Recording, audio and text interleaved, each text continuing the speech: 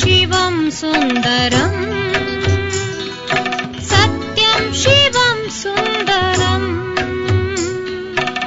ಶಿವನೇ ಸತ್ಯ ಶಿವನೇ ಸುಂದರ, ಅವನ ನೆನಪು ಮಧುರ ಮಧುರ. ಶಿವನೇ ಸತ್ಯ ಶಿವನೇ ಸುಂದರ, ಅವನ ನೆನಪು ಮಧುರ ಮಧುರ. ಸತ್ಯಂ ಶಿವಂ ಸುಂದರಂ ಸತ್ಯಂ ಶಿವಂ ಸುಂದರಂ ಸತ್ಯಂ ಶಿವಂ ಸುಂದರಂ ಸತ್ಯಂ ಶಿವಂ ಸುಂದರಂ.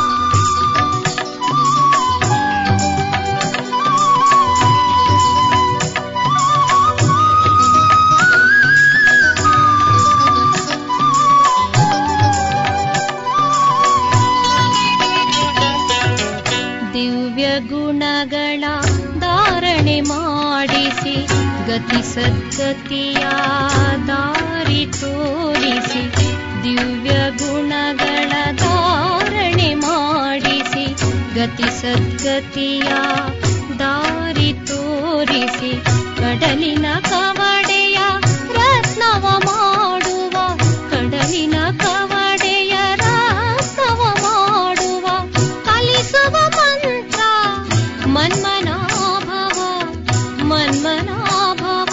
ಸತ್ಯಂ ಶಿವಂ ಸುಂದರಂ, ಸತ್ಯಂ ಶಿವಂ ಸುಂದರಂ,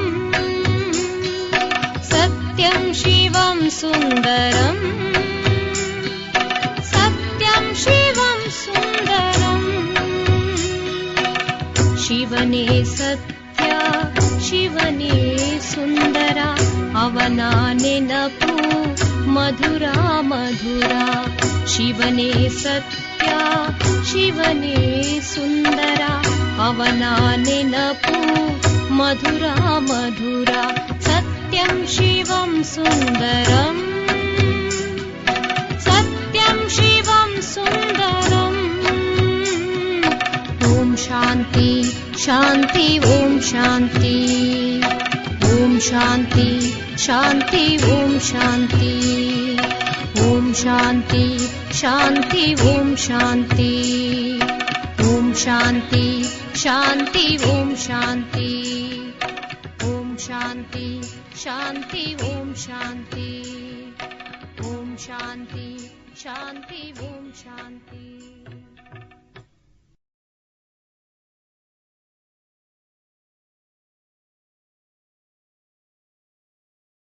ಓಂ ಶಾಂತಿ. ಇಂದಿನ ದಿನಾಂಕ 22/11/2025. ಪ್ರಾರ್ಥ ಮುರುಳಿ ಬಾಪ್ತಾದ ಮಧುಬನ. ಮಧುರ ಮಕ್ಕಳೇ, ಎಲ್ಲರಿಗೆ ಇದೇ ಖುಷಿಯ ಸಮಾಚಾರವನ್ನು ತಿಳಿಸಿ. ಈಗ ದೈವಿ ಸಾಮ್ರಾಜ್ಯದ ಸ್ಥಾಪನೆಯಾಗುತ್ತಿದೆ. ಯಾವಾಗ ನಿರ್ವಿಕಾರಿ ಪ್ರಪಂಚವಾಗುವುದೋ ಆಗ ಉಳಿದೆಲ್ಲವೂ ವಿನಾಶವಾಗಿ ಬಿಡುತ್ತದೆ. ಪ್ರಶ್ನೆ: ರಾವಣನ ಶಾಪವು ಯಾವಾಗ ಸಿಗುತ್ತದೆ?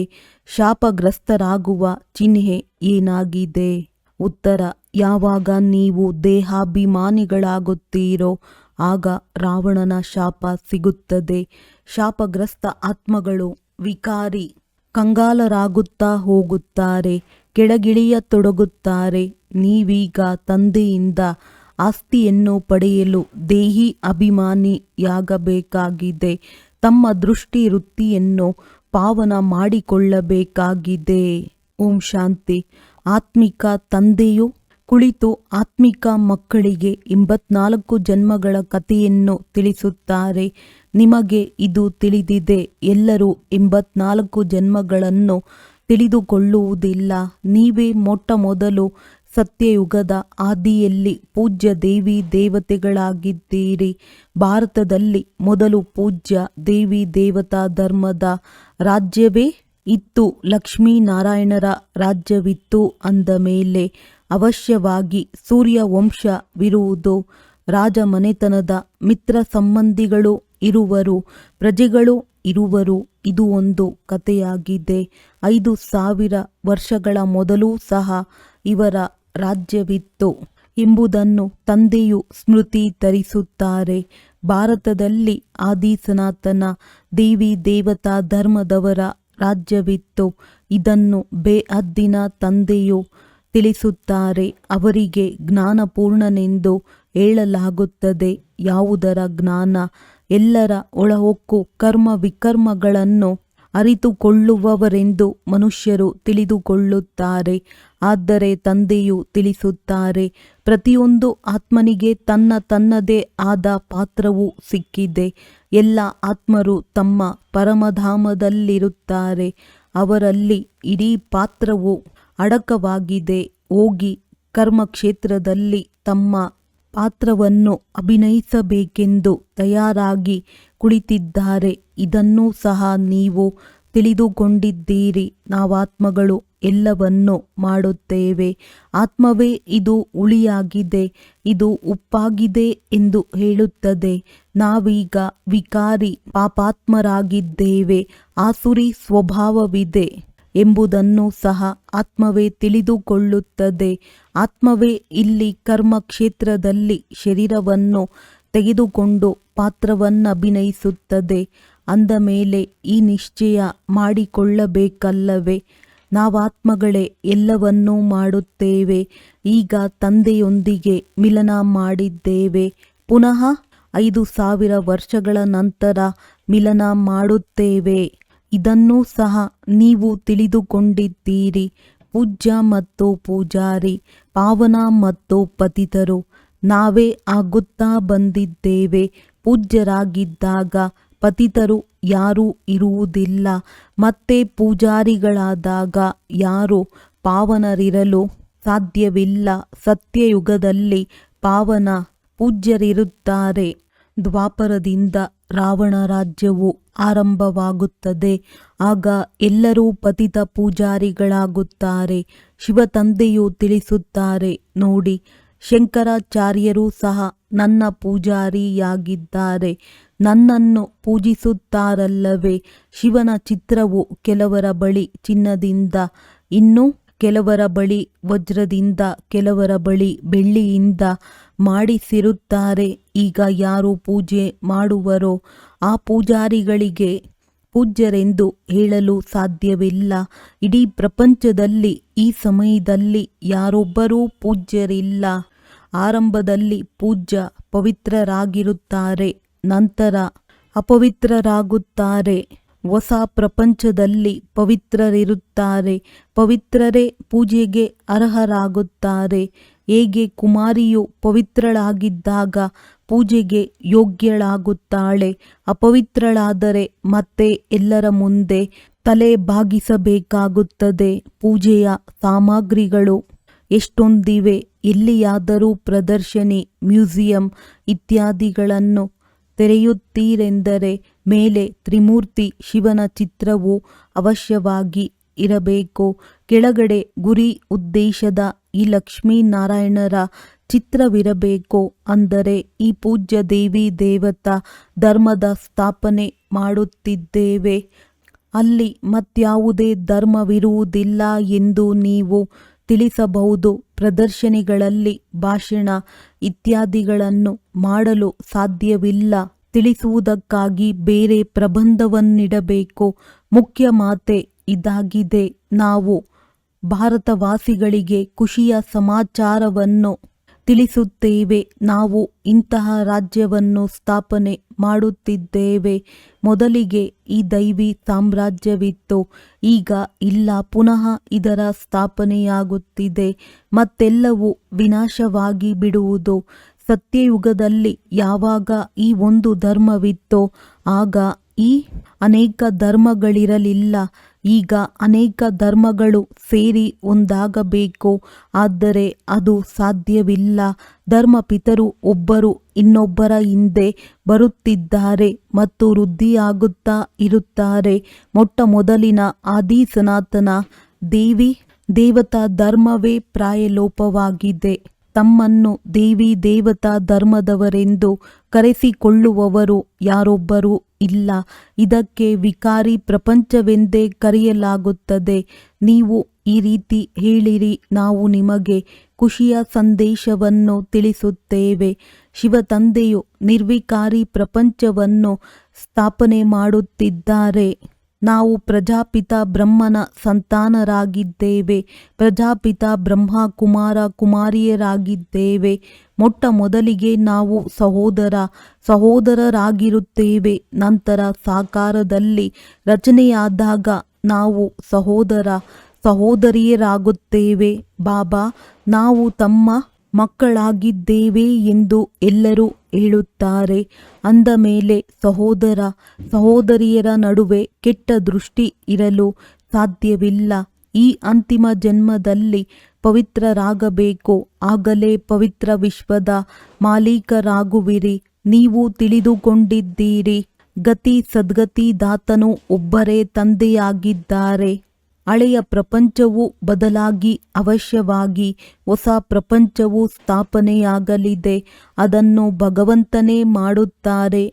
ಈಗ ಅವರು ಹೊಸ ಪ್ರಪಂಚವನ್ನು ಹೇಗೆ ರಚಿಸುತ್ತಾರೆಂದು ನೀವು ಮಕ್ಕಳೇ ತಿಳಿದುಕೊಂಡಿದ್ದೀರಿ. ಈಗ ಹಳೆಯ ಪ್ರಪಂಚವೂ ಇದೆ, ಇದೇನೂ ಸಮಾಪ್ತಿಯಾಗಿಲ್ಲ. ಬ್ರಹ್ಮನ ಮೂಲಕ ಸ್ಥಾಪನೆ ಎಂದು ಚಿತ್ರಗಳಲ್ಲಿಯೂ ಇದೆ. ಈ ಬ್ರಹ್ಮರವರ ಬಹಳ ಜನ್ಮಗಳ ಅಂತಿಮ ಜನ್ಮವಾಗಿದೆ. ತಂದೆಯು ಬ್ರಹ್ಮರವರ ಮೂಲಕ ದತ್ತು ಮಾಡಿಕೊಳ್ಳುತ್ತಾರೆ. ತಿಳಿಸುವುದಕ್ಕೂ ಯುಕ್ತಿ ಬೇಕು. ಶಿವತಂದೆಯು ಬ್ರಹ್ಮರವರಲ್ಲಿ ಪ್ರವೇಶ ಮಾಡಿ ನಮ್ಮನ್ನು ತಮ್ಮ ಮಕ್ಕಳನ್ನಾಗಿ ಮಾಡಿಕೊಳ್ಳುತ್ತಾರೆ. ಶರೀರದಲ್ಲಿ ಪ್ರವೇಶ ಮಾಡಿದಾಗಲೇ ಏ ಆತ್ಮ ನೀವು ನನ್ನ ಮಕ್ಕಳಾಗಿದ್ದೀರಿ ಎಂದು ಹೇಳುತ್ತಾರೆ. ಆತ್ಮಗಳಂತೂ ಅವರ ಸಂತಾನರು ಆಗಿಯೇ ಇದ್ದೇವೆ. ಆದರೆ ಬ್ರಹ್ಮರವರ ಮೂಲಕ ಸೃಷ್ಟಿಯು ರಚನೆಯಾದಾಗ ಅವಶ್ಯವಾಗಿ ಬ್ರಹ್ಮ ಕುಮಾರ ಕುಮಾರಿಯರಾಗುತ್ತೇವೆ. ಅಂದ ಮೇಲೆ ಸಹೋದರರಾದಿರಿ. ಬೇರೆ ದೃಷ್ಟಿಯು ಹೊರಟು ಹೋಗುತ್ತದೆ. ನಾವು ಶಿವತಂದೆಯಿಂದ ಪಾವನರಾಗುವ ಆಸ್ತಿಯನ್ನು ಪಡೆಯುತ್ತೇವೆ. ರಾವಣನಿಂದ ನಮಗೆ ಶಾಪ ಸಿಗುತ್ತದೆ. ನಾವೀಗ ದೇಹಿ ಅಭಿಮಾನಿಗಳಾದರೆ ತಂದೆಯಿಂದ ಆಸ್ತಿಯೂ ಸಿಗುತ್ತದೆ. ದೇಹಾಭಿಮಾನಿಗಳಾಗುವುದರಿಂದ ರಾವಣನ ಶಾಪ ಸಿಗುತ್ತದೆ. ಶಾಪ ಸಿಗುವ ಕಾರಣ ಕೆಳಗಿಳಿಯುತ್ತೀರಿ. ಈಗ ಭಾರತವು ಶಾಪಗ್ರಸ್ತವಾಗಿದೆ ಎಲ್ಲವೇ? ಭಾರತವನ್ನು ಇಷ್ಟು ಕಂಗಾಲ ವಿಕಾರಿಯನ್ನಾಗಿ ಯಾರು ಮಾಡಿದರು? ಯಾರದ್ದೋ ಶಾಪವಿರಬೇಕಲ್ಲವೇ? ಇದು ರಾವಣ ರೂಪಿ ಮಾಯೆಯ ಶಾಪವಾಗಿದೆ. ಪ್ರತಿ ವರ್ಷ ರಾವಣನನ್ನು ಸುಡುತ್ತಾರೆ. ಅಂದ ಮೇಲೆ ರಾವಣನು ಶತ್ರುವಲ್ಲವೇ? ಧರ್ಮದಲ್ಲಿಯೇ ಶಕ್ತಿ ಇರುತ್ತದೆ. ನಾವೀಗ ದೇವತಾ ಧರ್ಮದವರಾಗುತ್ತೇವೆ. ತಂದೆಯು ಹೊಸ ಧರ್ಮದ ಸ್ಥಾಪನೆ ಮಾಡಲು ನಿಮಿತ್ತರಾಗಿದ್ದಾರೆ. ಎಷ್ಟು ಶಕ್ತಿಶಾಲಿ ಧರ್ಮವನ್ನು ಸ್ಥಾಪನೆ ಮಾಡುತ್ತಾರೆ. ನಾವು ತಂದೆಯಿಂದ ಶಕ್ತಿಯನ್ನು ಪಡೆದು ಇಡೀ ವಿಶ್ವದ ಮೇಲೆ ಜಯ ಗಳಿಸುತ್ತೇವೆ. ನೆನಪಿನ ಯಾತ್ರೆಯಿಂದಲೇ ಶಕ್ತಿ ಸಿಗುತ್ತದೆ ಮತ್ತು ವಿಕರ್ಮಗಳು ವಿನಾಶವಾಗುತ್ತವೆ. ಈ ಮಾತನ್ನು ಸಹ ಬರೆಯಬೇಕು. ನಾವು ಖುಷಿಯ ಸಮಾಚಾರವನ್ನು ತಿಳಿಸುತ್ತೇವೆ. ಈಗ ಈ ಧರ್ಮದ ಸ್ಥಾಪನೆಯಾಗುತ್ತಿದೆ. ಅದಕ್ಕೆ ಹೆವೆನ್ ಅಥವಾ ಸ್ವರ್ಗವೆಂದು ಹೇಳುತ್ತಾರೆ. ಈ ಮಾತುಗಳನ್ನು ದೊಡ್ಡ ದೊಡ್ಡ ಅಕ್ಷರಗಳಲ್ಲಿ ಬರೆಯಿರಿ. ತಂದೆಯು ಸಲಹೆ ನೀಡುತ್ತಾರೆ. ಇದೇ ಎಲ್ಲದಕ್ಕಿಂತ ಮುಖ್ಯ ಮಾತಾಗಿದೆ. ಈಗ ಆದಿ ಸನಾತನ ದೇವಿ ದೇವತಾ ಧರ್ಮದ ಸ್ಥಾಪನೆಯಾಗುತ್ತಿದೆ. ಪ್ರಜಾಪಿತ ಬ್ರಹ್ಮನೂ ಕುಳಿತಿದ್ದಾರೆ. ನಾವು ಪ್ರಜಾಪಿತ ಬ್ರಹ್ಮ ಕುಮಾರ ಕುಮಾರಿಯರು ಶ್ರೀಮತದಂತೆ ಈ ಕಾರ್ಯ ಮಾಡುತ್ತಿದ್ದೇವೆ. ಬ್ರಹ್ಮನ ಮತವಿಲ್ಲ. ಶ್ರೀಮತವು ಪರಂಪಿತ ಪರಮಾತ್ಮ ಶಿವನ ಮತವಾಗಿದೆ. ಇವರೇ ಎಲ್ಲರ ತಂದೆಯಾಗಿದ್ದಾರೆ. ಆ ತಂದೆಯೇ ಒಂದು ಧರ್ಮದ ಸ್ಥಾಪನೆ, ಅನೇಕ ಧರ್ಮಗಳ ವಿನಾಶ ಮಾಡುತ್ತಾರೆ. ನಾವು ರಾಜಯೋಗವನ್ನು ಕಲಿತು ಇಂತಹ ಶ್ರೇಷ್ಠರಾಗುತ್ತೇವೆ. ನಾವು ಬೇಅದ್ದಿನ ಸನ್ಯಾಸ ಮಾಡಿದ್ದೇವೆ, ಏಕೆಂದರೆ ನಮಗೆ ತಿಳಿದಿದೆ ಈ ಹಳೆಯ ಪ್ರಪಂಚವು ಭಸ್ಮವಾಗಲಿದೆ. ಹೇಗೆ ಲೌಕಿಕ ತಂದೆಯು ಹೊಸ ಮನೆಯನ್ನು ಕಟ್ಟಿಸಿದರೆ ಹಳೆಯ ಮನೆಯೊಂದಿಗಿನ ಮಮತೆಯು ಕಳೆಯುತ್ತದೆ, ಹಾಗೆಯೇ ಇಲ್ಲಿ ತಂದೆಯು ತಿಳಿಸುತ್ತಾರೆ, ಮಕ್ಕಳೇ, ಈ ಹಳೆಯ ಪ್ರಪಂಚವು ಸಮಾಪ್ತಿಯಾಗಲಿದೆ. ಈಗ ನಿಮಗಾಗಿ ಹೊಸ ಪ್ರಪಂಚವನ್ನು ಸ್ಥಾಪನೆ ಮಾಡುತ್ತಿದ್ದೇನೆ. ನೀವು ಹೊಸ ಪ್ರಪಂಚಕ್ಕಾಗಿ ಓದುತ್ತೀರಿ. ಅನೇಕ ಧರ್ಮಗಳ ವಿನಾಶ, ಒಂದು ಧರ್ಮದ ಸ್ಥಾಪನೆಯು ಸಂಗಮದಲ್ಲಿಯೇ ಆಗುತ್ತದೆ. ಯುದ್ಧವಾಗುವುದು, ಪ್ರಾಕೃತಿಕ ವಿಕೋಪಗಳಾಗುವವು. ಸತ್ಯಯುಗದಲ್ಲಿ ಈ ದೇವಿ ದೇವತೆಗಳ ರಾಜ್ಯವಿದ್ದಾಗ ಮತ್ಯಾವುದೇ ಧರ್ಮವಿರಲಿಲ್ಲ. ಉಳಿದೆಲ್ಲರೂ ಎಲ್ಲಿದ್ದರೂ ಈ ಜ್ಞಾನವನ್ನು ಬುದ್ಧಿಯಲ್ಲಿ ಇಟ್ಟುಕೊಳ್ಳಬೇಕಾಗಿದೆ. ಈ ಜ್ಞಾನವನ್ನು ಬುದ್ಧಿಯಲ್ಲಿಟ್ಟುಕೊಂಡು ಬೇರೆ ಕೆಲಸಗಳನ್ನು ಮಾಡುವುದಿಲ್ಲವೆಂದಲ್ಲ. ಪತ್ರಗಳನ್ನು ಬರೆಯುವುದು, ಓದುವುದು, ಮನೆಯ ವಿಚಾರ ಮಾಡುವುದು, ಹೀಗೆ ಎಷ್ಟೊಂದು ಆಲೋಚನೆ ಇರುತ್ತದೆ. ಆದರೂ ಸಹ ತಂದೆಯನ್ನು ನೆನಪು ಮಾಡುತ್ತೇನೆ. ತಂದೆಯನ್ನು ನೆನಪು ಮಾಡದಿದ್ದರೆ ವಿಕರ್ಮಗಳು ಹೇಗೆ ವಿನಾಶವಾಗುತ್ತವೆ? ಈಗ ನೀವು ಮಕ್ಕಳಿಗೆ ಜ್ಞಾನ ಸಿಕ್ಕಿದೆ. ನೀವು ಅರ್ಧಕಲ್ಪಕ್ಕಾಗಿ ಪೂಜ್ಯರಾಗುತ್ತಿದ್ದೀರಿ. ಅರ್ಧಕಲ್ಪ ಪೂಜಾರಿ ತಮೋಪ್ರಧಾನರಾಗುತ್ತೀರಿ. ನಂತರ ಅರ್ಧಕಲ್ಪ ಪೂಜ್ಯ ಸತೋಪ್ರಧಾನರಾಗಿರುತ್ತೀರಿ. ಆತ್ಮವು ಪರಮಪಿತ ಪರಮಾತ್ಮನೊಂದಿಗೆ ಬುದ್ಧಿಯೋಗವನ್ನು ಇಟ್ಟಾಗಲೇ ಪಾರಸವಾಗುತ್ತದೆ. ನೆನಪು ಮಾಡುತ್ತಾ ಮಾಡುತ್ತಾ ಕಲಿಯುಗದಿಂದ ಸತ್ಯಯುಗದಲ್ಲಿ ಹೋಗುತ್ತದೆ. ಪತಿತ ಪಾವನನೆಂದು ಒಬ್ಬರಿಗೆ ಹೇಳಲಾಗುತ್ತದೆ. ಮುಂದೆ ಹೋದಂತೆ ನಿಮ್ಮ ಹೆಸರು ಬಹಳಷ್ಟು ಪ್ರಸಿದ್ಧವಾಗುವುದು. ಇದು ಎಲ್ಲ ಧರ್ಮದವರಿಗಾಗಿ ಇದೆ. ನೀವು ಇದನ್ನು ಸಹ ಹೇಳುತ್ತೀರಿ. ತಂದೆಯು ತಿಳಿಸುತ್ತಾರೆ, ನಾನೇ ಪತಿತ ಪಾವನನಾಗಿದ್ದೇನೆ. ನನ್ನನ್ನು ನೆನಪು ಮಾಡುವುದರಿಂದ ನೀವು ಪಾವನರಾಗಿ ಬಿಡುತ್ತೀರಿ. ಉಳಿದೆಲ್ಲರೂ ಲೆಕ್ಕಾಚಾರಗಳನ್ನು ಮುಗಿಸಿಕೊಂಡು ಹಿಂತಿರುಗಿ ಮನೆಗೆ ಹೋಗುತ್ತಾರೆ. ಯಾವುದೇ ಮಾತಿನಲ್ಲಿ ತಬ್ಬಿಬ್ಬಾದರೆ ನೀವು ಕೇಳಬಹುದು. ಸತ್ಯಯುಗದಲ್ಲಿ ಬಹಳ ಕೆಲವರೇ ಇರುತ್ತಾರೆ. ಈಗಂತೂ ಅನೇಕ ಧರ್ಮಗಳಿವೆ. ಅವಶ್ಯವಾಗಿ ಲೆಕ್ಕಾಚಾರಗಳನ್ನು ಮುಗಿಸಿ ಮೊಟ್ಟಮೊದಲು ಹೇಗಿದ್ದೀರೋ ಆ ರೀತಿ ಆಗುವಿರಿ. ವಿಸ್ತಾರದಲ್ಲಿ ಹೋಗುವುದೇಕೆ? ನಿಮಗೆ ತಿಳಿದಿದೆ, ಪ್ರತಿಯೊಬ್ಬರೂ ತಮ್ಮ ತಮ್ಮ ಪಾತ್ರವನ್ನು ಅಭಿನಯಿಸುತ್ತಾರೆ. ಈಗ ಎಲ್ಲರೂ ಹಿಂತಿರುಗಿ ಹೋಗಬೇಕಾಗಿದೆ, ಏಕೆಂದರೆ ಇವರೆಲ್ಲರೂ ಸತ್ಯಯುಗದಲ್ಲಿರುವುದಿಲ್ಲ. ತಂದೆಯು ಒಂದು ಧರ್ಮದ ಸ್ಥಾಪನೆ, ಅನೇಕ ಧರ್ಮಗಳ ವಿನಾಶ ಮಾಡುವುದಕ್ಕಾಗಿಯೇ ಬರುತ್ತಾರೆ. ಈಗ ಹೊಸ ಪ್ರಪಂಚದ ಸ್ಥಾಪನೆಯಾಗುತ್ತಿದೆ. ಅಂದ ಮೇಲೆ ಸತ್ಯಯುಗವು ಅವಶ್ಯವಾಗಿ ಬರುವುದು. ಚಕ್ರವು ಸುತ್ತುತ್ತಾ ಇರುತ್ತದೆ. ಅತಿ ಹೆಚ್ಚಿನ ವಿಚಾರಗಳಲ್ಲಿ ಹೋಗಬಾರದು. ಮೂಲ ಮಾತೇನೆಂದರೆ ನಾವು ಸತೋಪ್ರಧಾನರಾದರೆ ಶ್ರೇಷ್ಠ ಪದವಿಯನ್ನು ಪಡೆಯುತ್ತೇವೆ. ಕುಮಾರಿಯರಂತೂ ಈ ಸೇವೆಯಲ್ಲಿ ತೊಡಗಬೇಕಾಗಿದೆ. ಕುಮಾರಿಯ ಸಂಪಾದನೆಯನ್ನು ತಂದೆ ತಾಯಿಗಳು ತಿನ್ನುವುದಿಲ್ಲ. ಆದರೆ ಇತ್ತೀಚಿನ ದಿನಗಳಲ್ಲಿ ಕುಮಾರಿಯರೂ ಸಹ ಸಂಪಾದಿಸಬೇಕಾಗುತ್ತದೆ. ನೀವು ತಿಳಿದುಕೊಂಡಿದ್ದೀರಿ, ಈಗ ಪವಿತ್ರರಾಗಿ ಪವಿತ್ರ ಪ್ರಪಂಚದ ಮಾಲೀಕರಾಗಬೇಕಾಗಿದೆ. ನಾವು ರಾಜಯೋಗಿಗಳಾಗಿದ್ದೇವೆ ಅಂದ ಮೇಲೆ ತಂದೆಯಿಂದ ಅವಶ್ಯವಾಗಿ ರಾಜ್ಯ ಪದವಿ ಪಡೆಯಬೇಕಾಗಿದೆ. ನೀವೀಗ ಪಾಂಡವ ಸೇನೆಯಾಗಿದ್ದೀರಿ. ತಮ್ಮ ಸರ್ವಿಸ್ ಮಾಡುತ್ತಲೂ ಸಹ ಇದೇ ಸಂಕಲ್ಪವನ್ನಿಡಬೇಕು. ನಾವು ಹೋಗಿ ಎಲ್ಲರಿಗೆ ಮಾರ್ಗವನ್ನು ತಿಳಿಸಬೇಕು. ಎಷ್ಟು ಮಾಡುವಿರೋ ಅಷ್ಟು ಶ್ರೇಷ್ಠ ಪದವಿಯನ್ನು ಪಡೆಯುತ್ತೀರಿ. ಈ ಸ್ಥಿತಿಯಲ್ಲಿ ನಾವು ಒಂದು ವೇಳೆ ಶರೀರವನ್ನು ಬಿಟ್ಟರೆ ನಮಗೆ ಯಾವ ಪದವಿ ಸಿಗಬಹುದು ಎಂದು ತಂದೆಯನ್ನು ಕೇಳಿದರೆ ಕೂಡಲೇ ತಂದೆಯು ತಿಳಿಸಿಬಿಡುತ್ತಾರೆ, ಸರ್ವಿಸ್ ಮಾಡುವುದಿಲ್ಲ.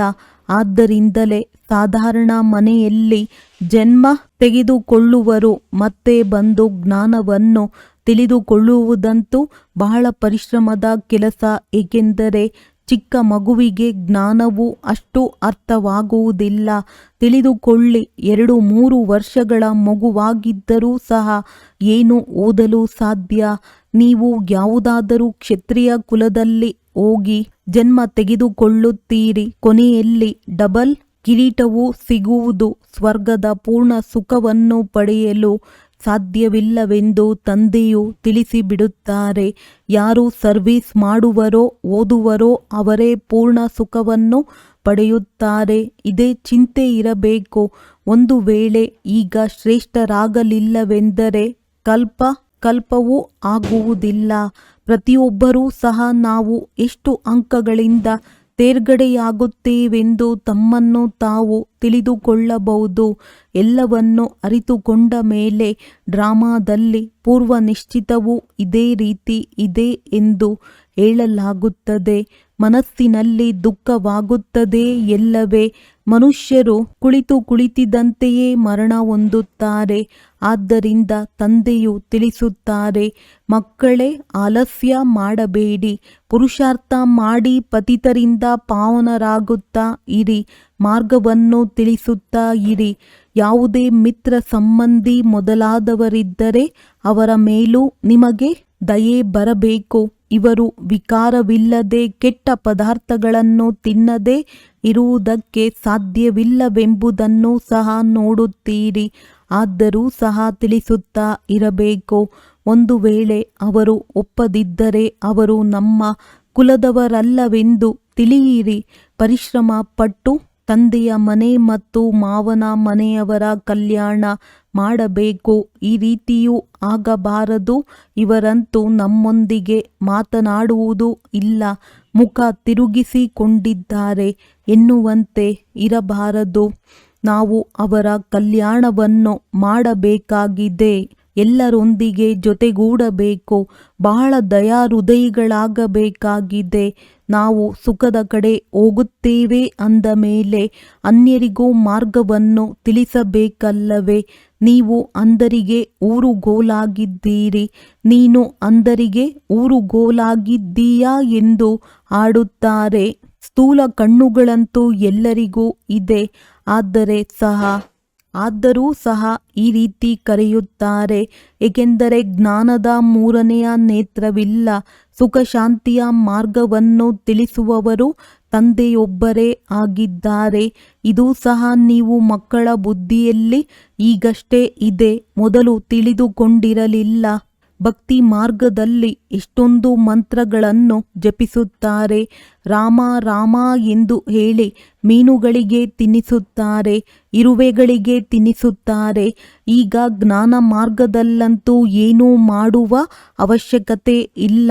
ಪಕ್ಷಿಗಳಂತೂ ಬಹಳಷ್ಟು ಸಾಯುತ್ತವೆ. ಒಂದು ಬಿರುಗಾಳಿ ಬಂದರೆ ಸಾಕು, ಎಷ್ಟೊಂದು ಸತ್ತು ಹೋಗುತ್ತವೆ. ಇನ್ನು ಮುಂದೆ ಬಹಳಷ್ಟು ಜೋರಾಗಿ ಪ್ರಾಕೃತಿಕ ವಿಕೋಪಗಳಾಗುವವು. ಈಗಲೂ ಸಹ ಅದರ ಮುನ್ಸೂಚನೆಗಳು ಕಾಣುತ್ತಿರುತ್ತವೆ. ಇದೆಲ್ಲವೂ ವಿನಾಶವಾಗಲೇಬೇಕಾಗಿದೆ. ನಾವೀಗ ಸ್ವರ್ಗದಲ್ಲಿ ಹೋಗುತ್ತೇವೆ. ಅಲ್ಲಿ ನಮ್ಮ ಮೆಹಲುಗಳು ಬಹಳ ಸುಂದರವಾಗಿ ಕಟ್ಟಿಸುತ್ತೇವೆ.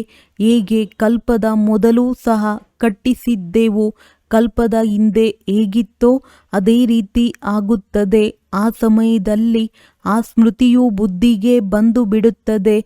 ಅದರ ಚಿಂತನೆಯನ್ನು ಈಗೇಕೆ ಮಾಡಬೇಕು? ಇದ್ದಕ್ಕಿಂತಲೂ ತಂದೆಯ ನೆನಪಿನಲ್ಲಿರುವುದು ಉತ್ತಮವಾಗಿದೆ ಅಂದಾಗ ನೆನಪಿನ ಯಾತ್ರೆಯನ್ನು ಮರೆಯಬೇಡಿ. ಮೆಹಲುಗಳು ಕಲ್ಪದ ಹಿಂದಿನ ತರಹವೇ ತಯಾರಾಗುತ್ತವೆ. ಆದರೆ ಈಗ ನೆನಪಿನ ಯಾತ್ರೆಯಲ್ಲಿದ್ದು ಸಂಬಂಧವನ್ನು ನಿಭಾಯಿಸಬೇಕಾಗಿದೆ ಮತ್ತು ಬಹಳ ಖುಷಿಯಲ್ಲಿರಬೇಕಾಗಿದೆ. ನಮಗೆ ತಂದೆ, ಶಿಕ್ಷಕ, ಸದ್ಗುರು ಸಿಕ್ಕಿದ್ದಾರೆ. ಈ ಖುಷಿಯಲ್ಲಿ ರೋಮಾಂಚನವಾಗಬೇಕು. ನಿಮಗೆ ತಿಳಿದಿದೆ, ನಾವು ಅಮರಪುರಿಯ ಮಾಲೀಕರಾಗಲು ಬಂದಿದ್ದೇವೆ. ಈ ಖುಷಿಯು ಸ್ಥಿರವಾಗಿರಬೇಕು. ಇಲ್ಲಿ ಖುಷಿ ಇದ್ದಾಗಲೇ ಅದು 21 ಜನ್ಮಗಳವರೆಗೆ ಸ್ಥಿರವಾಗಿ ಬಿಡುವುದು. ಅನೇಕರಿಗೆ ನೆನಪು ತರಿಸುತ್ತಾ ಇರಿ. ಆಗಲೂ ಸಹ ತಮಗೂ ಸಹ ನೆನಪು ಹೆಚ್ಚುವುದು, ಮತ್ತೆ ಅದೇ ಹವ್ಯಾಸವಾಗುವುದು. ನಿಮಗೆ ತಿಳಿದಿದೆ, ಈ ಅಪವಿತ್ರ ಪ್ರಪಂಚಕ್ಕೆ ಬೆಂಕಿ ಬೀಳಲಿದೆ. ನೀವು ಬ್ರಾಹ್ಮಣರಿಗೆ ಈ ಚಿಂತನೆ ಇದೆ. ಈ ಇಡೀ ಪ್ರಪಂಚವೇ ಸಮಾಪ್ತಿಯಾಗುವುದಿದೆ. ಸತ್ಯಯುಗದಲ್ಲಿ ಇದೇನೂ ತಿಳಿಯುವುದಿಲ್ಲ. ಈಗ ಅಂತ್ಯವಾಗಿದೆ. ನೀವು ನೆನಪಿಗಾಗಿಯೇ ಪುರುಷಾರ್ಥ ಮಾಡುತ್ತಿದ್ದೀರಿ. ಒಳ್ಳೆಯದು. ಮಧುರಾತಿ ಮಧುರ ಅಗಲಿ ಹೋಗಿ ಮರಳಿ ಸಿಕ್ಕಿರುವ ಮಕ್ಕಳ ಪ್ರತಿ ಮಾತ್ಪಿತಾ ಬಾಪ್ದಾದಾರವರ ನೆನಪು, ಪ್ರೀತಿ ಹಾಗೂ ಸುಪ್ರಭಾತ. ಆತ್ಮಿಕ ಮಕ್ಕಳಿಗೆ ಆತ್ಮಿಕ ತಂದೆಯ ನಮಸ್ತೆ. ಧಾರಣೆಗಾಗಿ ಮುಖ್ಯ ಸಾರ: ಪತಿತರಿಂದ ಪಾವನರಾಗುವ ಪುರುಷಾರ್ಥದಲ್ಲಿ ಆಲಸ್ಯ ಮಾಡಬಾರದು. ಯಾವುದೇ ಮಿತ್ರ ಸಂಬಂಧಿ ಮೊದಲಾದವರಿದ್ದರೆ ಅವರ ಮೇಲೂ ದಯೆ ತೋರಿಸಿ ತಿಳಿಸಬೇಕು, ಬಿಟ್ಟು ಬಿಡಬಾರದು. ಇವರು ಮುಖವನ್ನು ತಿರುಗಿಸಿಕೊಂಡಿದ್ದಾರೆ ಎಂದು ಅನ್ಯರು ಹೇಳುವಂತಹ ಚಲನೆ ನಿಮ್ಮದಿರಬಾರದು. ದಯಾಹೃದಯಿಗಳಾಗಿ ಎಲ್ಲರ ಕಲ್ಯಾಣ ಮಾಡಬೇಕು ಮತ್ತು ಎಲ್ಲ ವಿಚಾರಗಳನ್ನು ಬಿಟ್ಟು ಒಬ್ಬ ತಂದೆಯ ನೆನಪಿನಲ್ಲಿರಬೇಕಾಗಿದೆ. ವರದಾನ: ಸತ್ಯತೆ, ಸ್ವಚ್ಛತೆ ಮತ್ತು ನಿರ್ಭಯತೆಯ ಆಧಾರದಿಂದ ಪ್ರತ್ಯಕ್ಷತೆ ಮಾಡುವಂತಹ ರಮತಾ ಯೋಗಿ ಭವ. ಪರಮಾತ್ಮನ ಪ್ರತ್ಯಕ್ಷತೆಗೆ ಆಧಾರ ಸತ್ಯತೆಯಾಗಿದೆ ಮತ್ತು ಸತ್ಯತೆಯ ಆಧಾರ ಸ್ವಚ್ಛತೆ ಹಾಗೂ ನಿರ್ಭಯತೆಯಾಗಿದೆ. ಒಂದು ವೇಳೆ ಯಾವುದೇ ಪ್ರಕಾರದ ಅಸ್ವಚ್ಛತೆ ಅರ್ಥಾತ್ ಸತ್ಯತೆ, ಸ್ವಚ್ಛತೆಯ ಕೊರತೆ ಅಥವಾ ತನ್ನದೇ ತಮೋಗುಣಿ ಸಂಸ್ಕಾರಗಳ ಮೇಲೆ ವಿಜಯಿಗಳಾಗುವುದರಲ್ಲಿ, ಸಂಸ್ಕಾರ ಮಿಲನ ಮಾಡುವುದರಲ್ಲಿ ಅಥವಾ ವಿಶ್ವ ಸೇವೆಯ ಕ್ಷೇತ್ರದಲ್ಲಿ ತನ್ನ ಸಿದ್ಧಾಂತಗಳನ್ನು ಸಿದ್ಧ ಮಾಡುವಲ್ಲಿ ಭಯ ಇದ್ದಲ್ಲಿ ಪ್ರತ್ಯಕ್ಷತೆ ಆಗಲು ಸಾಧ್ಯವಿಲ್ಲ. ಆದ್ದರಿಂದ ಸತ್ಯತೆ ಮತ್ತು ನಿರ್ಭಯತೆಯನ್ನು ಧಾರಣೆ ಮಾಡಿ ಒಂದೇ ಗುಂಗಿನಲ್ಲಿ ಮಸ್ತ ಆಗಿರುವವರೇ ರಮತಾ ಯೋಗಿ. ಸಹಜ ರಾಜಯೋಗಿಗಳಾಗಿ ಆಗ ಸಹಜವಾಗಿ ಅಂತಿಮ ಪ್ರತ್ಯಕ್ಷತೆ ಆಗುವುದು. ಸ್ಲೋಗನ್: ಬೇಹದ್ದಿನ ದೃಷ್ಟಿ ವೃತ್ತಿಯೇ ಏಕತೆಗೆ ಆಧಾರವಾಗಿದೆ. ಆದ್ದರಿಂದ ಹದ್ದಿನಲ್ಲಿ ಬರಬೇಡಿ. ಅವ್ಯಕ್ತ ಸೂಚನೆ: ಅಶರೀರಿ ಅಥವಾ ವಿದೇಹಿ ಸ್ಥಿತಿಯ ಅಭ್ಯಾಸ ಹೆಚ್ಚಿಸಿ. ಅಶರೀರಿ ಆಗುವುದು ವೈರ್ಲೆಸ್ ಸೆಟ್ ಆಗಿದೆ. ವೈಸ್ಲೆಸ್ ಆಗುವುದೇ ವೈರ್ಲೆಸ್ ಸೆಟ್ನ ಸೆಟ್ಟಿಂಗ್ ಆಗಿದೆ. ಸ್ವಲ್ಪವೂ ವಿಕಾರ ವೈರ್ಲೆಸ್ ಸೆಟ್ಟನ್ನು ಹಾಳು ಮಾಡಿಬಿಡುವುದು. ಆದ್ದರಿಂದ ಈಗ ಕರ್ಮ ಬಂಧನದಿಂದ ಕರ್ಮಯೋಗಿ ಆಗಿ ಅನೇಕ ಬಂಧನಗಳಿಂದ ಮುಕ್ತ ಒಬ್ಬ ತಂದೆಯ ಸಂಬಂಧದಲ್ಲಿ ಇದ್ದೇನೆ ಎಂದುಕೊಂಡರೆ ಸದಾ ಎವರ್ ರೆಡಿ ಆಗಿರುವಿರಿ. ಚೆಕ್ ಮಾಡಿಕೊಳ್ಳಿ, ಒಳಗಡೆ ಯಾವುದೇ ವಿಕಾರ ಅಡಗಿಕೊಂಡು ಕುಳಿತಿಲ್ಲವೇ? ಒಳ್ಳೆಯದು. ಓಂ ಶಾಂತಿ.